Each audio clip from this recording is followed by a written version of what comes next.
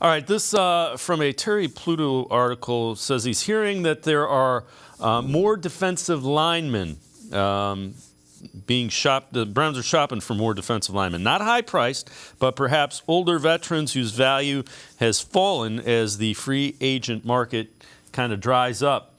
And along those lines, some names that fit that bill, A'Shawn Robinson, aging, still productive, Calais Campbell, Akeem Hicks, Matt Ioannidis, Poona Ford, and then nose tackles Al Woods. If they look ends, Smoot, Melvin Ingram, Rasheem Green, and Jihad Ward are more likely still on the market as well.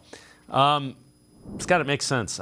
Again, we saw what happened when you went with young guys that weren't quite ready. It was not good. That was the major deficiency. Of all those names, first, do you think they go out and get a older guy, that just a rotational piece? Give us 20, 25 snaps.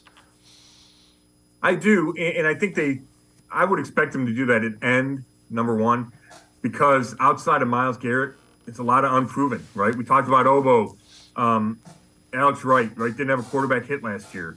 Isaiah Thomas was a seventh-round pick. And then there's not a whole lot. I don't know if there's anybody else on the roster after those guys. So I feel like you need to get another veteran and then pair that with the draft pick as well. That's what I would do. I like the idea of Melvin Ingram. I think he's still got something in the tank out there. So I would keep an eye out for him. If he hangs, if he stays on the market long enough, you get him for 1 year and whatever it is, 4 with incentives, whatever it is, it fits. I like that type of guy, and he's probably a situational pass rusher, and you can use him in that role. And then, we saw him do that last year, too. They signed a couple of veteran guys that came in, and, Isaac O'Shell was in and off the roster, Stephen Weatherly. They just like to have those guys. They're good in training camp. If one of them sticks, he sticks. And at D-tackle, to me, there's so many question marks. Outside of Tomlinson, right, who seems like a sure thing, is Jordan Elliott ready to take any kind of step up after a disappointing year? Same with Winfrey. Same with Togiai.